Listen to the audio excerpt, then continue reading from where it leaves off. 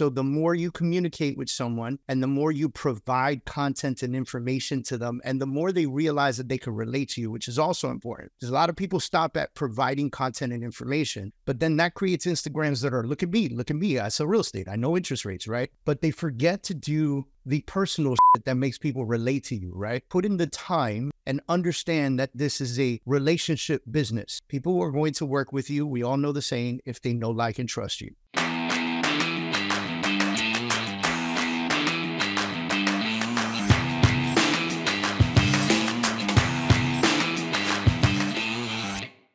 You're listening to the number one real estate podcast in the world, where we talk with the real estate professionals all across North America about their wins, losses, lessons, stories, help you win in your local market. Today, my name is Cody from Sheridan Street. I'm joined with Vikram of the Real Estate Sales Academy. Vikram, what is happening, man? We're just chilling out in Medellin. You have any fun plans happening this weekend? Are we doing anything exciting? Are we actually going to hang out, or are you going to not? I got a couple dates this weekend. Which you do, yeah. You do. That's exciting. Yeah, I got at least one date. It might be two. We'll see what happens. Okay. I'm gonna do a 20-mile, 3,000-foot climb tomorrow on the bike, and it's just basically you leave my house and you just go up. You just go straight up. There is no down. It is all up, and we'll do that in the morning, and then we'll come home and we're gonna crush out like 3 interviews. I gotta replace one of my admins. She's got some things going on personally, so we're working to replace her and then find her a new role that works with her life. So tomorrow's like a packed day, dude. Like there's like no white spots on my calendar to like 2:33. So I'm yeah, it is what it is, right? You're just a busy guy. I'm just trying to be cool like you, bro, with that fancy background, those gold medallions in your back and whatnot. Fancy furniture. You know, I try. You need to get the key to your. You need to tell your Airbnb host to give you the key to that recording studio. I know, it's pretty sick. Like we last time they were here. There's a full-on recording studio in your house. Like, how do you not have the key to that? Very sad. We could go in and record some music together. I was thinking more like I was gonna put my feet up for OnlyFans. Oh, it's exciting. That's that'll bring you some money. I got good feet. I'm barefoot now. You want to see them? They're nice. I'm quite all right. You keep your feet to yourself. But hey, David, you want to see my feet, bro? Listen, man, I look, as Bear, do you want to see my feet, Bear? Listen, as a coach, I figured out how to alleviate some of your day tomorrow. Like, you could just cancel that whole fucking bicycle ride, because that's ridiculous. You said, like, I was in until you said up, and then there's more up, and I was like, what the fuck? And then I'm listening to you make fun of Cody's furniture, and I like Cody's furniture, actually. You're standing in front of the fucking Everglades. It's right behind you. Bro, I like Cody's furniture. I like Cody's furniture. I mean, it's not as cool as my background. If you guys are listening, you should go on YouTube and watch, because this shit's pretty sick, but Cody's is good too. Yeah. He's a close second. Mother Nature hanging out with him. Let's introduce you, David. We got a really cool guest, David Kurz.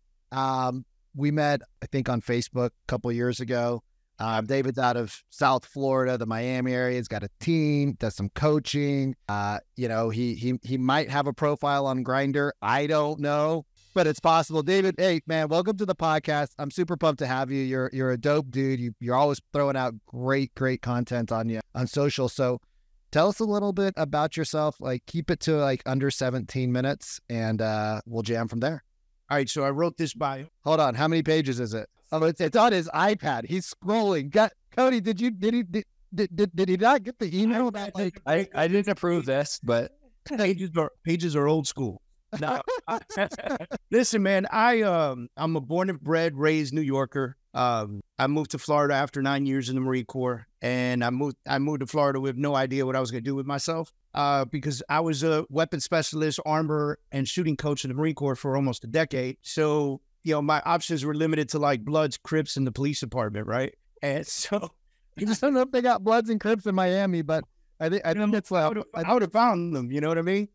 And I had this regular job, and my cousin was in mortgages, and she's like, "You should get into real estate." And I got into real estate, and I fell in love with it. And, man, I just busted my ass part-time until I could move into my new real estate position and leave my job, right? And there's more to it, but I'm trying to dumb it down, obviously. And I've been in real estate ever since. So now I'm in real estate 18 years. I've been coaching for the last decade. I'm going super heavy on the coaching right now. That's massive focus that we have as a company and as a business. Yeah, man. So pushing forward out here in South Florida. So let's jam on this, man. Cody, Sharon, myself, Dustin Oldfather, we all talk about the same thing. And it's, how do we get more agents, more critical education that they can actually utilize easily and bite size in this economy? Because I don't know what you guys have seen, but you're either winning and you're crushing it, or it seems like the other spectrum, you're just getting killed. Maybe the people that are like in the middle, you know, that are kind of like status quo, maybe they're not reaching out to me, but I'm either getting people that are crushing it and they're like, oh my God, I can see why having more skills is going to take me to the next level. I learned one little thing and my business switched. Or they're on the other side, like they're one day away from going so broke that they're like, well, now we need to change. But for those people, it's too late. Man, that's a trick question, because I could tell you all kinds of great systems that we can put in front of them. But the real answer is personal desire to do something with themselves, right? Because what do you mean by that? If there are people killing it in the industry still, and not everyone's hungry, then that means there's still opportunity to do something. And what's happening with the lower half is that they are not putting in the work to educate themselves, to shift with the market, to understand what's happening, to learn short sales, to figure out what an REO is, to understand what it means to help somebody who doesn't have equity in their home, to help somebody move out of their house, to help somebody go into a new place, how to market themselves, how to get in front of people, how to have conversations, scripted conversations. Like, people aren't putting enough work. Let me not say people, because real estate agents. Some real estate agents aren't. Yeah. So the majority. 90%. Let's face it. The other day I heard the statistics. I was at a conference. There was another speaker up. He said 1.6 million agents in the country now. We've lost a lot of agents, right? Since the change in environment. I think it was like 2 million at one point. Yeah, it was 1.9 at one point. I think we hit 1.9 and now we're 1.6. And check this out. NAR statistic, 1.3 million of the 1.6 have only done 4 deals in the last 12 months. Now, I don't know about you. When you were selling real estate, I couldn't survive on 4 deals, 1 a quarter. How do you pay your bills? How do you eat? But you don't eat like we were eating, bro. I can tell you that. No, you know, and so just for numbers, 1.3 have done less than 4 deals. And 300,000 have done more.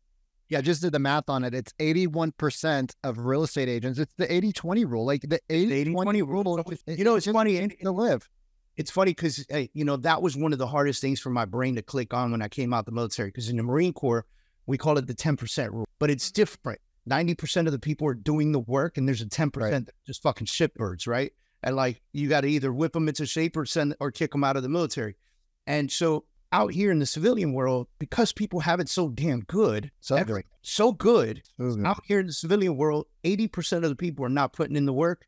20% of people are dominating 90% of the market. Mm-hmm. I want to tackle something around mindset, because I think that, you know, it's very different going to like getting shot at and, you know, selling real estate. I think it's a lot easier to sell real estate than it is to get shot at. Right, so like, check this out. I'll give you this now that you said that, right? Because that's a really great comparison. However, here's the thing though. Both positions put food on the table, right? So when I left to the military, it wasn't because I wanted to be G.I. Joe. It was because I wanted to learn. Kind of look like a G.I. Joe, bro. Thank you. I love that. I appreciate you. But I'll be here all day. That's going on my Grindr profile now.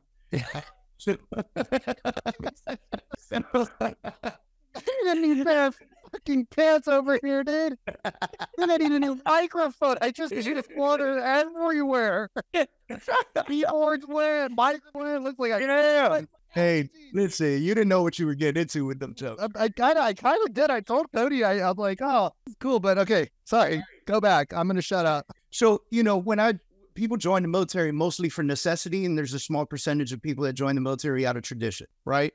And so necessity, think about that for a minute. I was 20 years old. I had a daughter. I was married. We didn't have shit for furniture.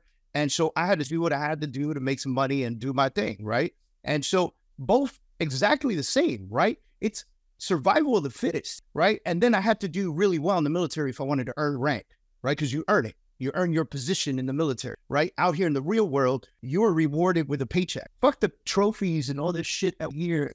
Fuck this and fuck the trophy. I don't know what you're showing us, bro. You're too far, but I think they're accolades, correct? Is that what it was? Yeah, it's the money and there's some.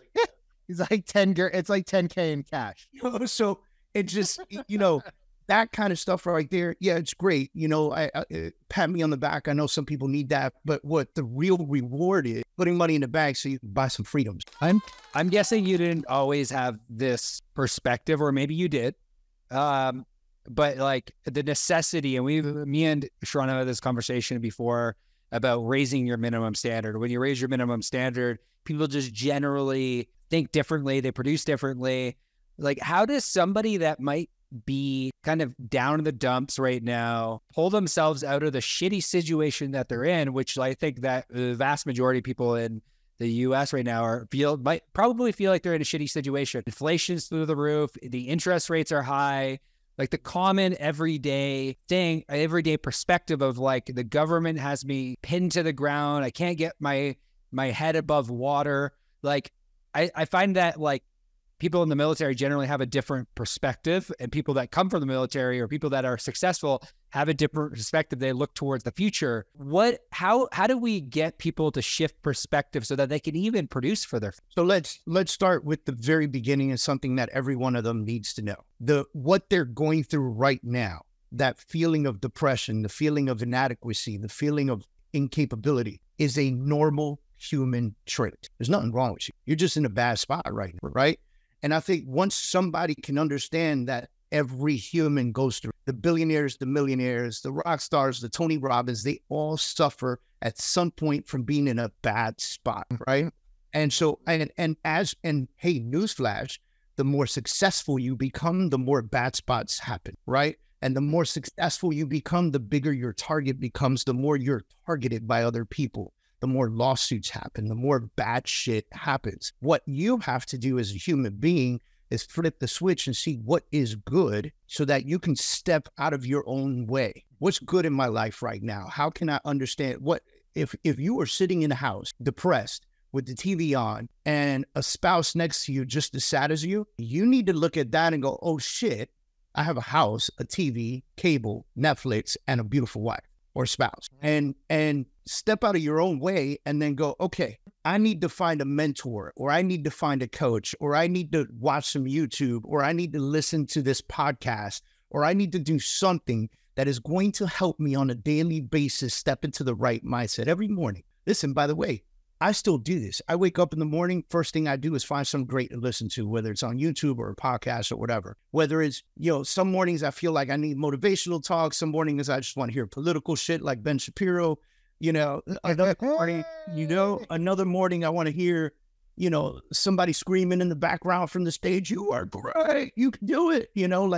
It's just, some mornings I want to listen to coaches who are way ahead of me talk about things that are trending in the real estate market. Like just being able to listen and being able to understand and being able to learn on a daily basis will help me adapt. And then the other part is just do the work, right? Like I wrote a book called The Blueprint. And so, we created this blueprint for people to make money in this industry, right? And then so I would ask people, I'd be like, hey man, did you like the book? Oh, I love the book, David. So what'd you do with it? And 90% of the time people would be like, crickets. Like they couldn't answer that question. And so that led me to writing my second book called Take Action.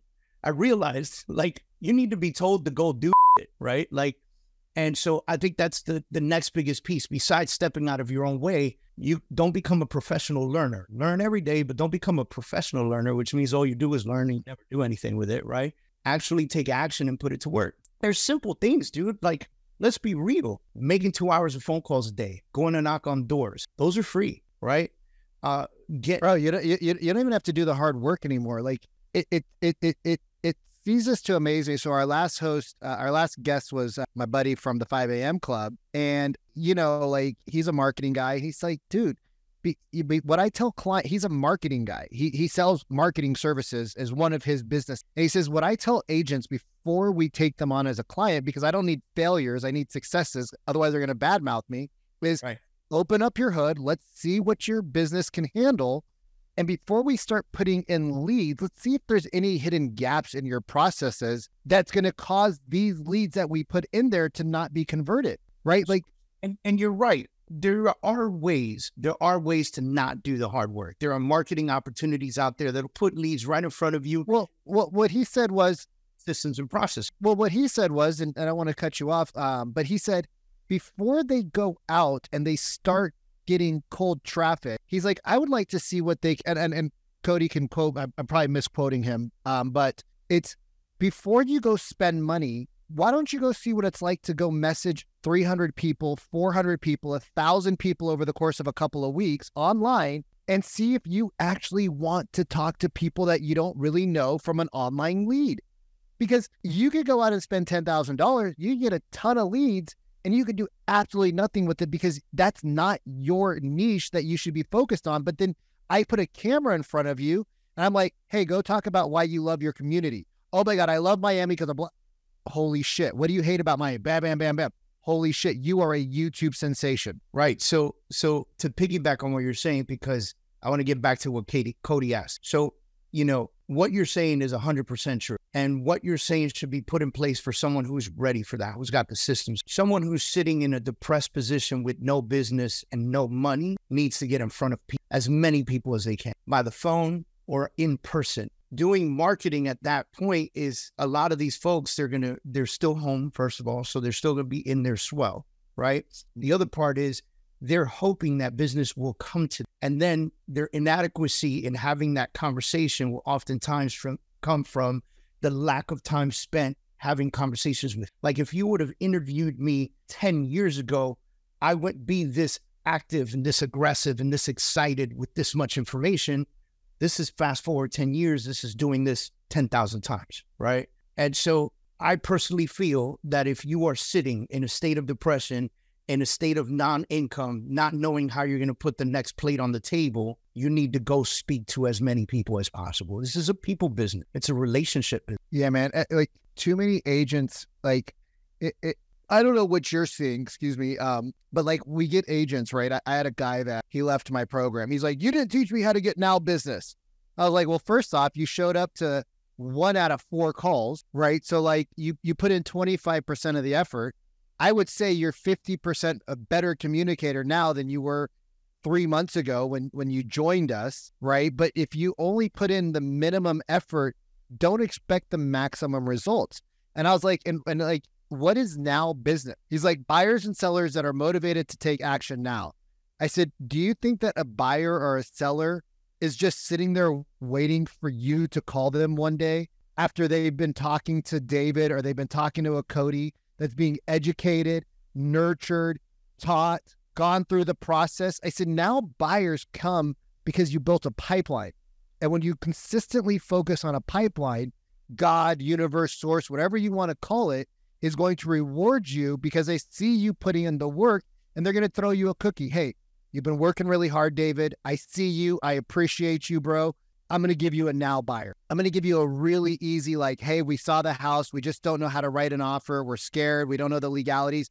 Boom, it's in your lap. And it's only after you put in the thousands of hours of real work, nurturing and creating and helping other people. So like when people say these things like now buyers, motivated sellers, because I know there are now buyers out there if you know how to communicate with them. And I know there's people out there that are still motivated to sell. They just don't have the full scenario. So if you educate them, they're like, oh, well, I guess it does make sense for us to sell, even though we have a crazy low interest rate. Like, right, we're not getting any younger. So when you're coaching your clients or you're coaching your team and they get the objections, right? Like, hey, we only want the now client. David, just send us the now client. How are you coaching them, or how did you coach them so that they don't say that? Man, so similarly to the way that you were discussing it right now, I discussed the multiple avenues of approach, right? There's social media, there's door knocking, there's postcards, there's events, there's networking. There's so many different avenues of approach, right? And so what I asked him to do is I want you to choose 3 to 4 avenues of approach that you know you can commit to. Then we talk about the 18-minute rule for a little while. And we go, if you do something 18 minutes a day, every day for the next 6 months, you'll see results from it, right? And so if we took 18 minutes a day in the morning and we took 1 hour and dissected and we said, hey, for 18 minutes, you're going to work on some social media posts. For the next 18 minutes, you're going to work on an email campaign that goes out today. For the next 18 minutes, you're going to write three handwritten notes. And for the next 18 minutes, you're going to send out 5 gratitude text messages. Could that turn around and come back to you in a different fashion, right? And then in your afternoon, if you've got no appointments, you're knocking on doors or you're making phone calls or whatever the case is. I prefer phone calls in the morning because we say our MMAs or money-making activities are done in the morning, right? And so, you know, what I say to them is put in the time and understand that this is a relationship business. People are going to work with you. We all know the saying, if they know, like, and trust you, right? And so the more you communicate with someone and the more you provide content and information to them, and the more they realize that they can relate to you, which is also important. Because a lot of people stop at providing content and information, but then that creates Instagrams that are, look at me, I sell real estate, I know interest rates, right? But they forget to do the personal shit that makes people relate to you, right? Like, I ride motorcycles. Who ride motorcycles relate to me. I like going to the beach. People who like the beach relate to me, right? Like, that shit works. You know, I've got kids, so people who have kids relate to me. You know, you live in Medellin. I want to visit. We're relating. Like, you know what I mean? Come on down, bro. Got a beautiful bedroom with your name on it. So go for it, Cody.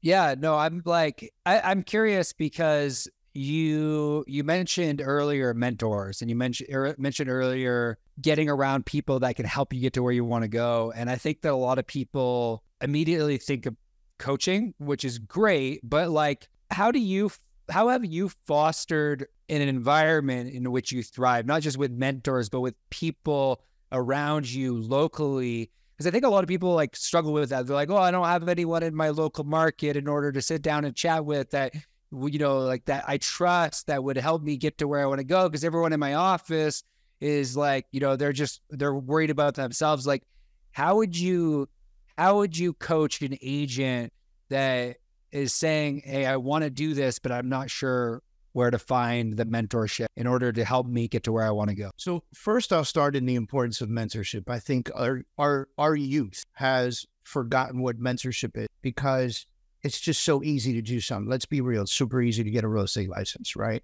And then right after you get your brand spanking new real estate license that doesn't even have the ink dry on it, you go to Instagram and write top producing real estate agent, right? And so, you know, a luxury agent, no luxury top producer. You know, what the fuck does that mean? Yeah. And then there's nothing to back it up. You have no knowledge. There's nothing there, right? And so I always tell people, listen, you know, I wish I could turn back time. I wish I could go 18 years back and tell my new agent self, find the best damn team and just join them. If they say no, show up the next day and show up the next day, pick up their fucking laundry, bring them coffee, shine their fucking shoes, whatever you got to do to be on that team and get accepted. And then work your way to showing properties for them and work your way to hosting open houses for them and be mentored for at least a year. Should I do it for 2 years? Because it's not like they're going to make you shine shoes for 2 years. If you put in the work, by the second year, you'll be hosting listings and you'll be hosting buyers and you'll be working, right? The amount of knowledge that you would gain from a top producing involved team, because not all top producing teams want to mentor people, right? So find the right team. It would be astronomical. I mean, I'd be 10 steps ahead right now with that, right? And so that's what we try to foster, that type of environment. But now it's so much easier than it was 18 years ago. There's a billion teams out there. Everybody wants to build a team. A lot of great teams didn't exist like they do now. It was all the solo model. It wasn't a thing, right? And then before, everybody wanted to keep their shit a secret. Now you can just Google it and find out what people are doing, right? So it's not, we live in a different world. And so there are opportunities today for you to go to Facebook and join groups that provide massive information. There are opportunities today. I believe that you never stop being a mentee. You just change mentor, right? There'll always be somebody in your life that's going to help you push forward. And so right now, the people in my life are way ahead of me. Like the people that I consider to be mentors in my life, they're way ahead of me and I'm doing pretty fucking good, you know? And so these guys don't charge me anything. I stay involved. If they call me and they say, hey man, I am doing a conference here and this and that, can you fly here and speak for me? I'm on a plane, paying my own hotel, doing what I got to do to be surrounded by the right people. You can go because to you, bro, you know that by being in proximity to those cats, it's an absolute investment and it's cheap. Because if you had to get like people always say, "Oh, Vic, you spent a lot of money to be around Tony Robbins. How much time did you spend with him?" I'm like, maybe an hour max outside of the event. Why'd you pay? I said, because the other people that spent $75,000 just to go to his events, and you got to pay airfare and hotel and this and that. And then you ain't going to go to some shitty restaurants. So you're going to spend $200 a night at restaurants and this and that, and like $150,000 for a year of being a part of Tony. Well, guess who else is around you? Other people that could afford to be around that ecosystem. That's what people miss out on. It's not about Tony. It's about the ecosystem. It's about the ecosystem Tony attracts. And you want to be a part of that ecosystem, right? Yep. And so, yes, I know some people listening right now are going, I can't do 75 grand. That's cool. Go to a conference, pay $99 to be general admission. Find the right people doing the right things. Create a relationship with them. Walk away. Find out what they're doing next. Let them know if they need you for anything. You're there for them. Drive wherever you need to drive. Do whatever you need to do. Bro, you know what I did when I was a new agent and I got into it full time? I found the best agent and I started going and talking to her. I had a couple sales under my belt because I was flipping houses, just selling our own flips and like our friends' houses. Right. So I was just like, I just got my license to save the 3% because I saw what our previous agent did. I'm like, we paid this guy $32,000 for he missed 8 showings. Literally, like I was going to the house to fix the deck and there's people out front and I'm like, hey, can I help you guys? They're like, oh yeah, we're just waiting for our realtor. I was like, who's your realtor? They're like, Darren. I'm like, Darren, where the fuck are you at, bro? He's like, oh, I got busy, man. I was smoking a joint. I'm like, fuck, dude. Fuck, man. So I got my license and because I saw how shitty he was doing and how much he was making. I'm like, dude, if this idiot's making 150 grand, I can make 500. And I went into all the agents, right? I just went into the MLS and I searched by volume. Who's the top agent in my market? Guess what? Her office was a mile away from. I just went in there. I'm like, hey, I'm a new agent. I was dressed to the nines. I was in a suit, tie, looked good, smelled good, right? Hair was done. I came correct. I had a notebook. I was ready to learn. I said, hey, I see you have a lot of listings. I'm not at the level, but maybe I can shadow you and your team on a couple of open houses. And then if you guys have a lot of open houses, I could be like your filler. And she's like, who the fuck are you? And I'm like, yeah, you'll know me at some point, but not now. And she started laughing and she goes, all right, show up tomorrow at this time. I got there half an hour early. She's like, all right. And she mentored me and we co-listed properties together. I got my biggest client from one of her open houses. Like I could call her whenever I want. I wasn't on her team though, David. I didn't make her any money. I eventually joined her brokerage, but she was my mentor. And there was another cat next door to me, Art Whittlesley. Same thing. We would do our Indian lunch every month. We would go to lunch, Indian food. I'd bring my notebook and I would just write the whole time. He would drive and I would just write notes. That's awesome, man. I used to tell people, yo, find people and buy them coffee. Yeah. Right? Find people and buy them coffee. Hey, man, what would it take for me to have a cup of coffee at some point? I just want to pick your brain a little bit and just, oh my God, soak in the energy, And here's also be of service, man. Be of service, And that's the thing. Like whenever he needed anything, because our offices were next door, so we had a paper mache wall. He's like, oh, I could show you the property, and I just jump in. I put a little sticky note on his desk. I'm like, yo, Art, I can help you. He's like, oh yeah, cool, thanks. And I don't have to, find somebody to go show my listings while I'm out of town on my fishing trip with my kid. Yeah. Yep. Not rocket science, people, but you gotta put in work. You gotta show up. Find mentors, and believe it or not, so many high level producing people are pretty giving. They've gotten there because they provide of and service back to the community, right? And so they'd be happy to help you out. So yeah. They're not gonna search for you, but if you search for them. Yeah. And here's the other thing. If you're in an office with top producers and you know that those people come into the office early, if they see your car there for a month, they're going to start saying, hey, man, what's changed? I don't know. I heard this podcast. Vic and David and Cody said, get to the office at 6 a.m., be the first one in. We started doing it. We don't know what we're doing here, but guess what? When people see you show up, they're going to be like, hey, what are you doing? What are you doing from 6 to 9 here? Like, what? I don't know. Well, let me help you. Like, they will find you if you show up. But if you're in your house, and like Cody asked the question earlier, if you're in your house, you're a little depressed, you're a little scared, you're fearful, right? Get out of your house. Just go to the office. Be there from 7 in the morning to 2 o'clock in the afternoon. Your business. It's the change your environment. Like there's two ways to upgrade your life. You either change your environment, you change the people that are around it. And two very easy things to do.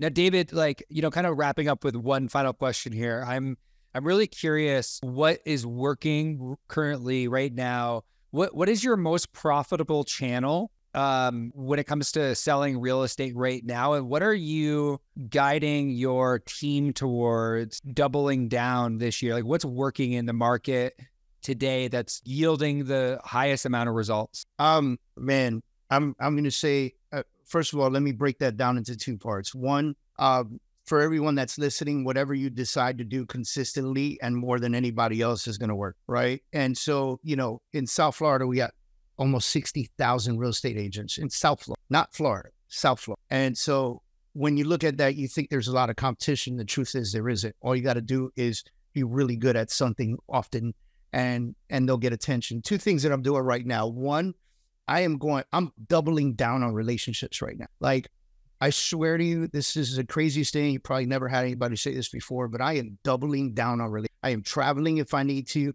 I'm having coffee with people in fucking Austin, Texas, if I have to. Like, I am doubling down on these relationships because when you do that, those relationships introduce you to new relationships. And then when you double down on those introduce you to potential buyers and sellers because you're the first person they think of, because you're the one who flew from Miami, Florida to Austin, Texas to go to dinner with them and flew back to Miami just to solidify a relationship. And that goes a really long way. And for the folks that are listening and go, I can't fly like that, blah, blah, blah, jump in a car, ride a motorcycle, take a train, ride the bus. I don't give a fuck. Figure it out, right? If you really buy one of my bikes, figure it out. Yeah, and go uphill for like hours. And then, and then the next thing I think we're doing is we've changed the way that our advertising. So the majority of real estate agents do Facebook ads and Instagram ads. You're pointing them right to their MLS search website, and that MLS search website prompts this person to sign in, and the person signs in and they get a lead, right?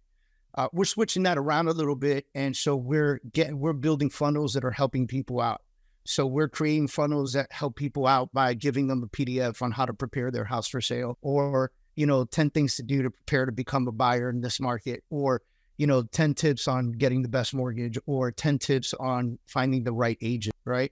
And so we create these downloadables, but we collect their information in the process. And then we push them to the next piece where we give them a video explaining to them, the PDF that we just sent them, and we give them an opportunity to set a Zoom meeting. And then after they set a Zoom meeting with us, they're allowed to go to them. And so we've already gathered all the information. So they send us their information so they can download. Now we have it so we can create massive and accountable follow-up. If they set up a Zoom, then we've got them on the schedule. So we know that. And we already know that if they set up the Zoom, they were able to get to the property site. And so we're getting less leads, but we're getting more quality. And so we suggest that quite a bit. I love that. And I love the education. And it's like part of the reason why Vikram and I have been chatting a lot about this lately, about indoctrination. It's like, if you could indoctrinate the buyer this is why brand, everyone listen to this is why brand is so important. This is why fame is the most efficient business model, because of the indoctrination, even of the language that, somebody like a Ryan Serhant or somebody like a Glenda Baker uses. It's language, and I love the fact that you're doing that. Somebody will want to reach you. They want to learn more about David. They want to learn more about what you're doing, what you're up to. Where is the best place that we can send them to have a conversation with you? Maybe it's an agent-to-agent referral. Maybe it's I want to hop on a plane and come to South Florida. Where's the best place they can reach? I would love that. I am a coffee fanatic, by the way, just FYI. Okay. After 5 p.m., my coffee looks a lot like Scott. All right. So very easy way to find me. Go to this website, followkurzhere.com. That's it. Go to follow Kurz, Kurz, here.com, followkurzhere.com. On that site, it'll lead you to every single thing about me, my online academy, setting an appointment with me one-on-one, going to my social media platforms, like everything is on there. Go to follow Kurz here. Bottom of my heart, want to say thank you for taking the time to chat with us today. And I want to say thank you for tuning into another episode of the Our Agent Podcast. We'll see you soon.